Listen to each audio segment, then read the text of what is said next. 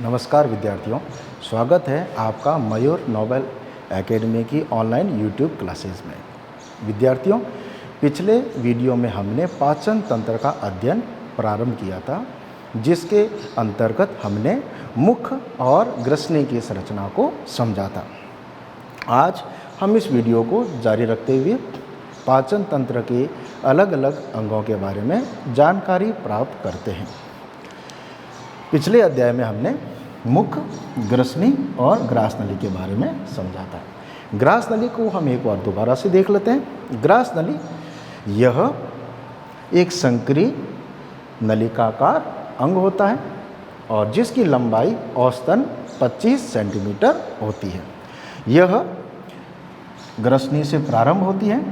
ग्रसनी से प्रारंभ होकर यह गले, वक्ष से होकर डायफ्राम को छेदती हुई हमारे उदर गुहा में एब्डोमिनल कैविटी में प्रवेश करती है।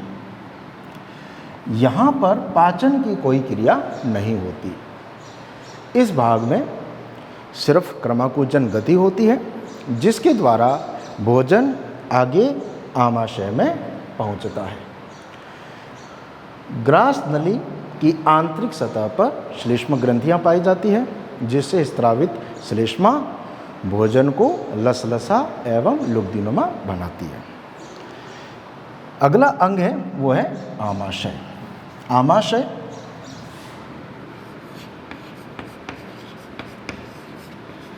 आमाशय आमाशय यह उदर गुहा में हमारे पेट के भाग में एब्डोमिनल कैविटी में डायफ्राम के पश्च भाग में बाईं ओर पाया जाता है।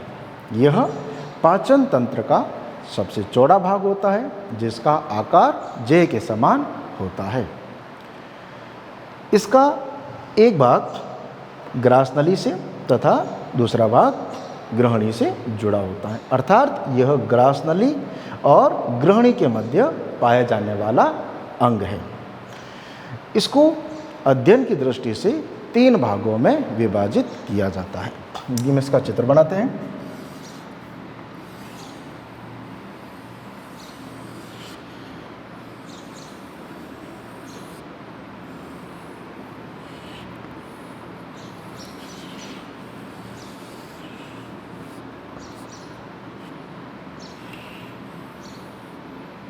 ये जो भाग है इसे हम कहते हैं आमाशय।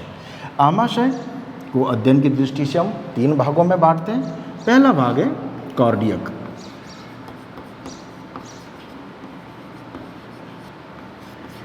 कार्डियक भाग यह आमाशय का बायां एवं सबसे बड़ा भाग होता है। इस भाग में श्लेष्म ग्रीवा कोशिकाएं पाई जाती है। कार्डियक भाग में इसकी आंतरिक सतह में पाई जाती है श्लेष्म ग्रीवा कोशिकाएं।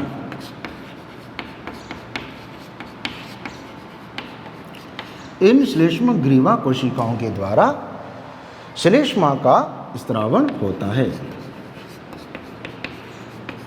ये श्लेष्मा आमाशय के आंतरिक सतह को ढके रहती है, जो आमाशय की एक सुरक्षा का कार्य करती है, अर्थात जठर रस से आमाशय का होने वाला स्वपाचन उसे रोकने का यह कार्य करती है।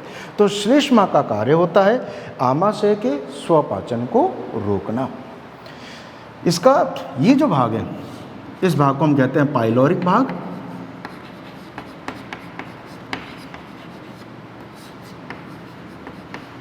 यह भाग ग्रहणी से जुड़ा होता है, आमाशय का दायां और छोटा भाग जो ग्रहणी से या छोटी आंत से जुड़ा होता है। इस भाग में भी श्लेष्म ग्रीवा कोशिकाएं पाई जाती हैं और इन कोशिकाओं से श्लेष्मा का स्त्रावण होता है। इस भाग में क्षेत्रीय अनुलंब पेशियों की गति होती है, जिसके द्वारा आमाशय में भोजन और जठरस का अच्छी तरह से मिलान होता है, जिसे हम कहते हैं भोजन का मंथन होना।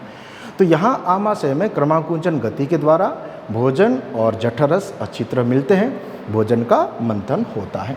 इसका जो मध्य भाग है, इस मध्य भाग को हम कहते हैं फंडिस भाग।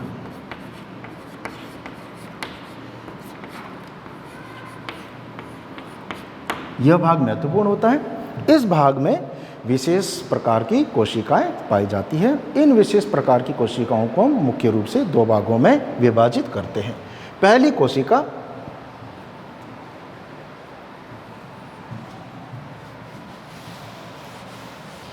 फंडिस भाग। इस भाग में दो प्रकार की मुख्य कोशिकाएं पाई जाती है। सबसे पहले होती है प्रमुख कोशिका या मुख्य कोशिका।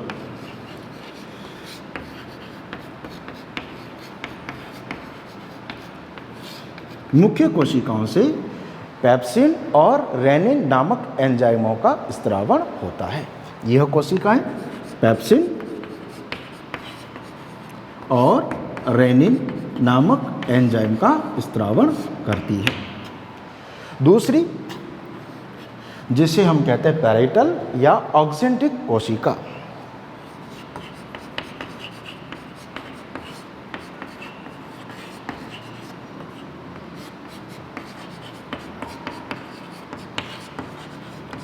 ऑक्जेंटिक कोशिकाओं के द्वारा जठर रस का स्त्रावण होता है। ऑक्जेंटिक कोशिकाएं जठर रस का स्त्रावण करती है। जठर रस का स्त्रावण को प्रेरित करने के लिए इस भाग में, फंडिस भाग में, विशेष प्रकार की कोशिकाओं के द्वारा गैस्ट्रिन हार्मोन का स्त्रावण होता है। गैस्ट्रिन हार्मोन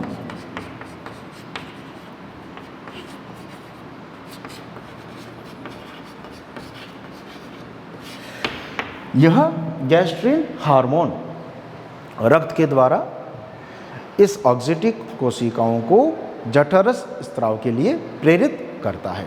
इसके अलावा जठर रस का स्त्रावण यह हमारे शरीर में स्वायत्त तंत्रिका तंत्र के द्वारा भी होता है। जठर रस की यदि हम संरचना को देखें तो जठर रस यह हाइड्रोक्लोरिक अम्ल से बना होता है। इसका रासायनिक संगठन हाइड्रोक्लोरिक अम्ल का होता है। हाइड्रोक्लोरिक अम्ल की मात्रा इसमें करीब 2% होती है, बाकी 98% तक इसमें जल पाया जाता है। इसका पीएच यदि हम देखें तो हाइड्रोक्लोरिक अम्ल का पीएच मान 1.26 होता है, अर्थात यह प्रबल अम्ल की श्रेणी में आता है। यह हाइड्रोक्लोरिक अम्ल या जठर रस क्या कार्य करता है, हम इसके कार्य देखें।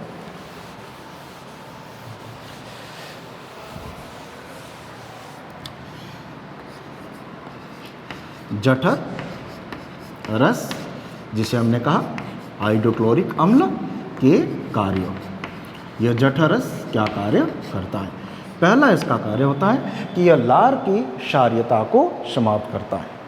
भोजन में लार मिली होती है जिससे भोजन लसलसा और लुब्धीनुमा होता है ताकि उसे आसानी से निगला जा सके। तो पहला इसका कार्य होता है कि लार की क्षारीयता को समाप्त करता है। लार की क्षारीयता को समाप्त करना।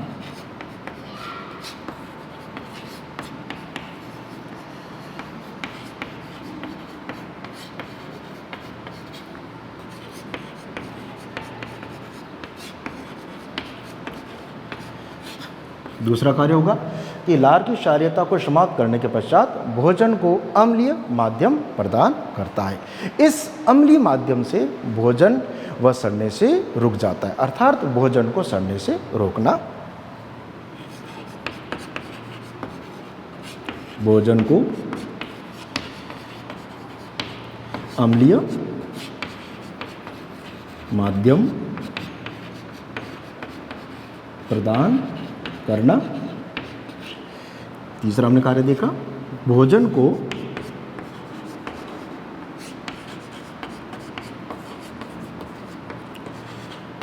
सड़ने से रोकना। चौथा कार्य होता है कि यह पाचक एंजाइमों को सक्रिय करता है। जो मुख्य कोशिकाओं के द्वारा पेप्सिन और रेनिन एंजाइमों का स्त्राव होता है, यह एंजाइम पहले निष्क्रिय अवस्था में रहते हैं, जिसे जो प्रो एंजाइम के रूप में पाए जाते हैं। तो इन एंजाइमों को यह सक्रिय करता है। तो चौथा इसका कार्य होगा कि पेप्सिन एवं रेनिन एंजाइम को सक्रिय करना।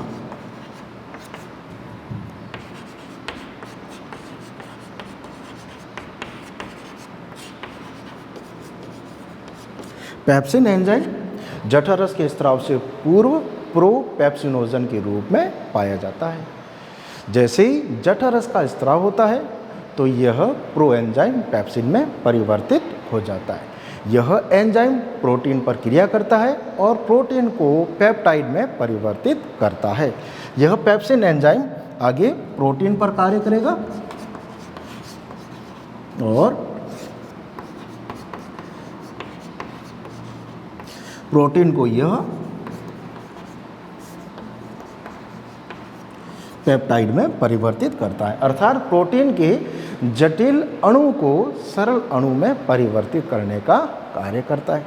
इसी प्रकार रेनिन एंजाइम, यह एंजाइम केवल छोटे बालकों में ही उत्पन्न होता है। जो बालक जिनका भोजन केवल दूध होता है तो ये दूध को पचाने का कार्य करता है। ये दूध को दही में बदलता है, अर्थात दूध में पाए जाने वाले कैसीन प्रोटीन को पैरा कैसीन में परिवर्तित करने का कार्य करता है।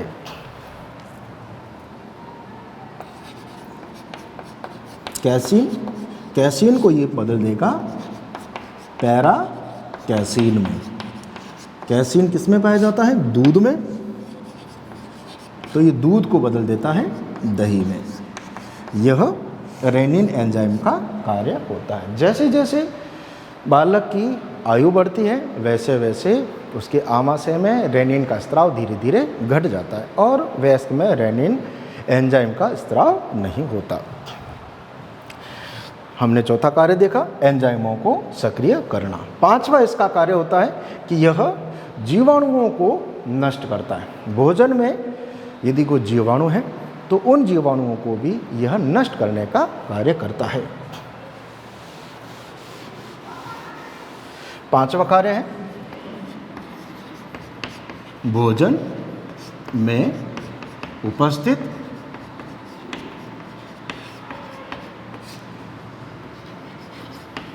जीवाणुओं को नष्ट करना।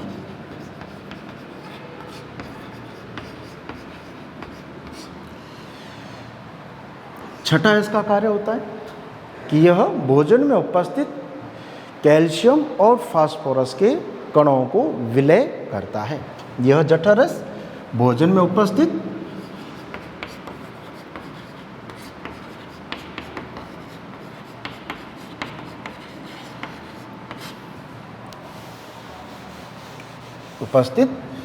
कैल्शियम व फास्फोरस के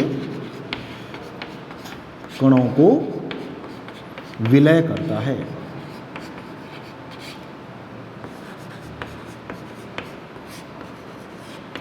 यह प्रमुख जठररस के हाइड्रोक्लोरिक अम्ल के कार्य हैं। इसको हम एक बार दोबारा से देख लेते हैं। हाइड्रोक्लोरिक अम्ल या जठररस के कार्य।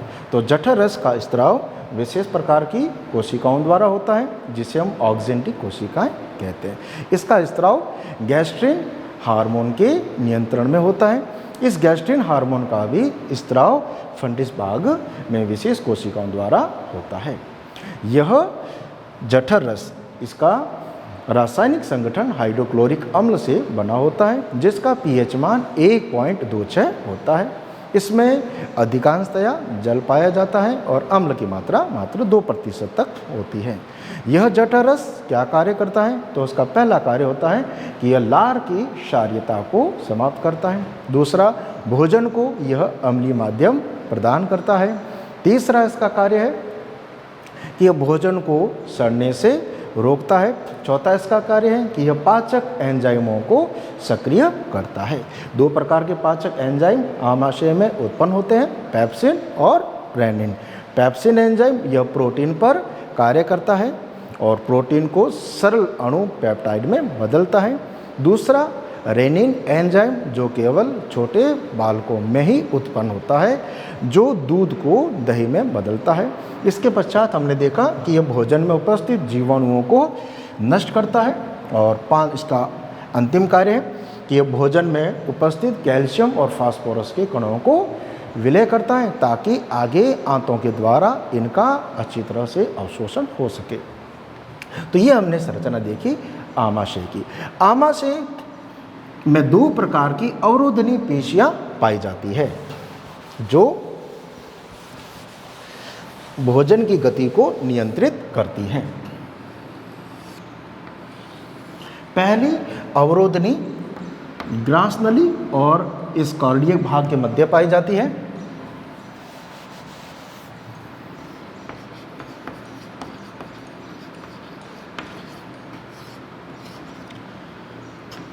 इस अवरोधनी को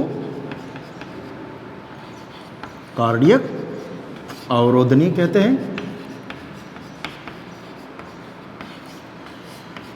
जो ग्रासनली और आमाशय दोनों को पृथक करने का कार्य करती है। यह अवरोधनी आमाशय के अम्लीय भोजन को पुनः ग्रासनली में जाने से रोकने का कार्य करती है। कार्डियक अवरोधनी का कार्य होता है कि आमाशय के अम्लीय भोजन को पुनः ग्रासनली में जाने से रोकना। दूसरी अवरोधनी पाई जाती है ग्रहणी और इस पाइलोरिक भाग के मध्य।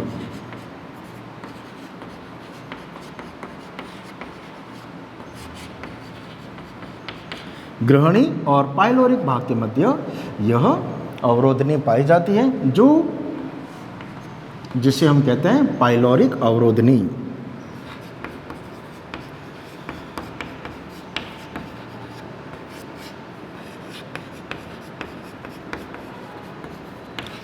यह पाइलोरिक अवरोधनी आमाशय से जाने वाला भोजन जो इस ग्रहणी में प्रवेश करता है, इसको नियंत्रित करने का कार्य करती है। अर्थात यह भोजन की गति को नियंत्रित करती है।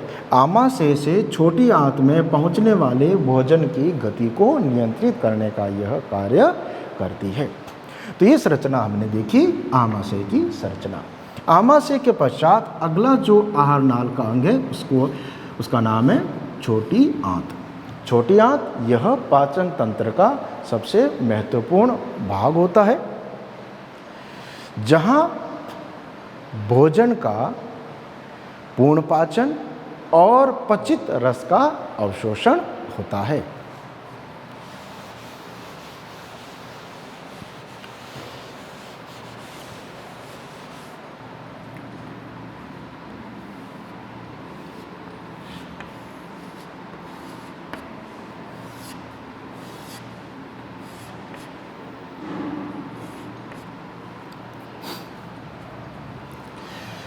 तो छोटी आंत यह पाचन तंत्र का महत्वपूर्ण भाग, जहां भोजन का पूर्ण पाचन और भोजन का अवशोषण होता है। छोटी आंत यह आमाशय और बड़ी आंत के मध्य पाई जाती है, जिसकी औसतन लंबाई 7 मीटर होती है। कार्य के आधार पर छोटी आंत को अलग अलग 3 भागों में विभाजित किया गया है। सबसे पहला जो भाग होता है उसे हम कहते हैं डियोडेनम।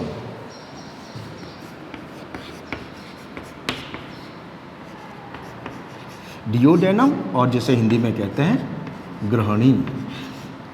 यह आमाशय से जुड़ा भाग होता है, जहां भोजन के पाचन की क्रिया पूर्ण होती है। जैव रासायनिक एंजाइमों के द्वारा यहाँ पाचन की क्रिया पूर्ण होती है। यह जो ग्रहणी भाग है, डियोडेनम भाग है, यह छोटी आंत का सबसे छोटा भाग होता है, जिसकी लंबाई औसतन 25 सेंटीमीटर के करीब होती है। इस भाग में सहपित्त नलिका अर्थात अग्नाशय से अग्नाशयी रस और अग्नाशय से उत्पन्न होने वाला अग्नाशयी रस और पित्ताशय से उत्पन्न होने वाला पित्ताशयी रस आंत्र में मिलता है, जिसके द्वारा आगे जैव रासायनिक क्रिया द्वारा भोजन का पाचन होता है। तो भोजन के पाचन की प्रक्रिया वह ग्रहणी में पूर्ण होती है। ग्रहणी के बाद अगले नंबर पर आता है जेजुनम।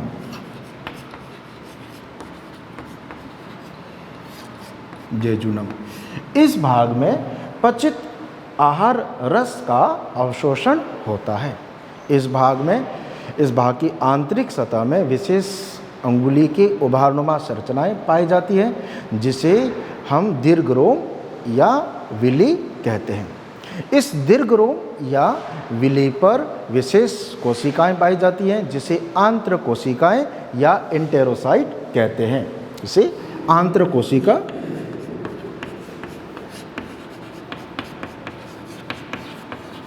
या एंटेरोसाइट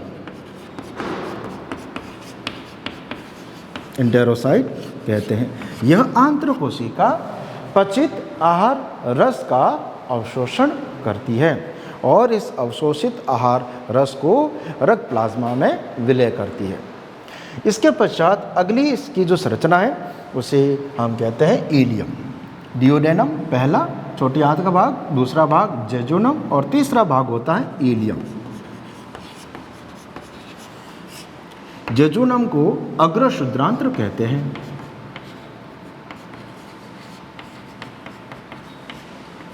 और इसे हम कहते हैं शुद्रांत्र। इलियम भाग में भी विशेष आंत्र कोशिका ही पाई जाती है जहां पर उस पचित आहार का अवशोषण होता है जिसका अवशोषण जेजुनम में नहीं हो पाता। उस आहार का अवशोषण इस भाग में होता है। विशेष करके विटामिन और पित्त लवण का अवशोषण इस भाग में होता है। तो छोटी आंत में भोजन का पूर्ण पाचन और उस पचित आहार रस का अवशोषण होता है।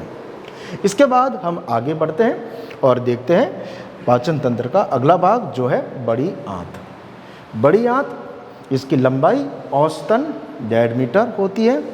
इस भाग में जल और खनिज लवणों का अवशोषण होता है तथा अपचित भोजन का किण्वन क्रिया द्वारा पाचन होता है तथा अपशिष्ट भोजन का जो अपशिष्ट है उसे इस भाग में ही संग्रहित किया जाता है और इसे शरीर से बाहर त्यागा जाता है। कार्य के आधार पर इस बड़ी आंत को हम 3 भागों में बांटते हैं। सबसे पहला है अंधनाल जिसे हम सीकम कहते हैं। सीकम यहाँ हम चित्र में देख सकते हैं, ये जो भाग है इतना इसे हम कहते हैं सीकम। ये जो सीकम है इसमें विशेष प्रकार के सहजीवी जीवाणु पाए जाते हैं और कुछ प्रोटोजोआ होते हैं। यह प्रोटोजोआ किण्वन क्रिया के द्वारा अपचित भोजन का पाचन करते हैं। इस सीकम का प्रारंभिक भाग जिसमें 5 से 6 इंच लंबी एक नलिका के रूप में या हम कह सकते हैं कृमि के रूप में एक संरचना पाई जाती है जिसे हम वर्मीफॉर्म अपेंडिक्स या आंत्र कृमिरूप परिशेषिका कहते हैं। यह आंत्र कृमिरूप परिशेषिका हमारे पाचन तंत्र का एक अवशेषांग होता है। तो पहला इसका भाग है सीकम जिसे हम कहते हैं अंधनाल।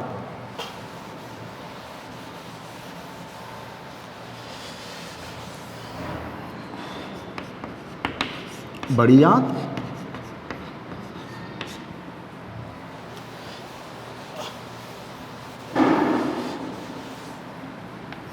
बड़ी आंत के हम 3 भाग हैं।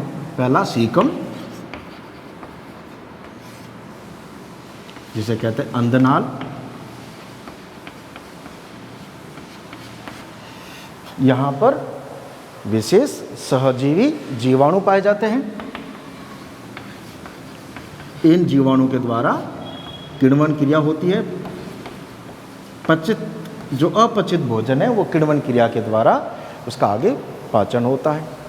इसके बाद सीकम के बाद अगले नंबर पर आता है जिसका नाम है कॉलन, जिसे वृहदांत्र कहते हैं। इस वृहद आंत्र को हम 4 भागों में बांटते हैं। सबसे पहला है आरोही वृहदांत्र।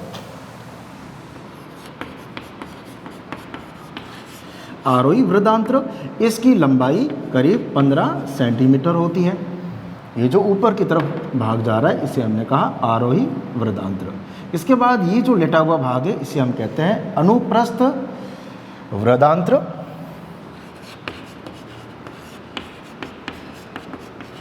जिसकी लंबाई 50 सेंटीमीटर होती है। इसके बाद ये जो वापस नीचे उतरने वाला भाग है चित्र में जैसे हमें दिखाई दे रहा है, इस भाग को हम कहते हैं अवरोही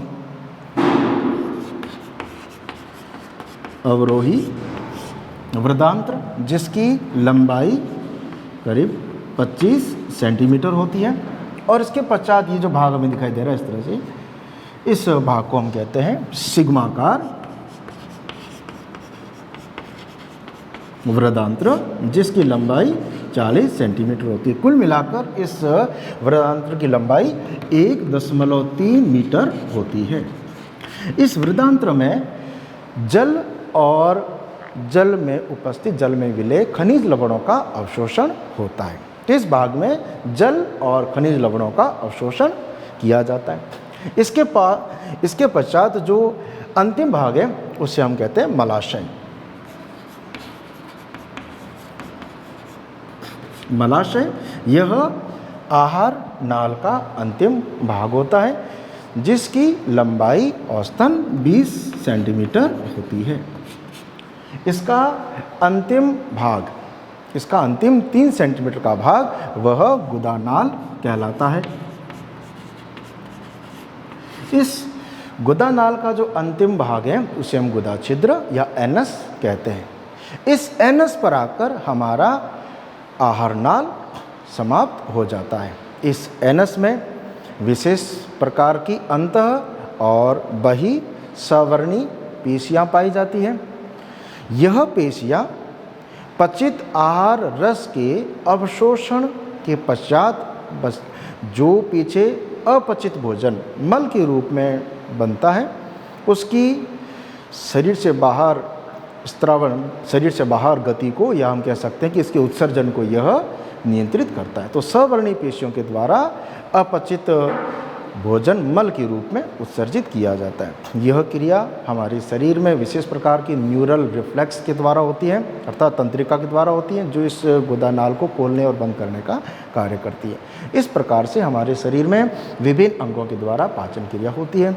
अगली वीडियो में हम समझेंगे कि हमारे पाचन तंत्र में कौन कौन सी ग्रंथियाँ पाई जाती हैं, इन ग्रंथियों से स्त्रावित पदार्थ किस प्रकार से भोजन का पाचन करते हैं। इनका अध्ययन हम अगले वीडियो में करेंगे। तब तक के लिए धन्यवाद।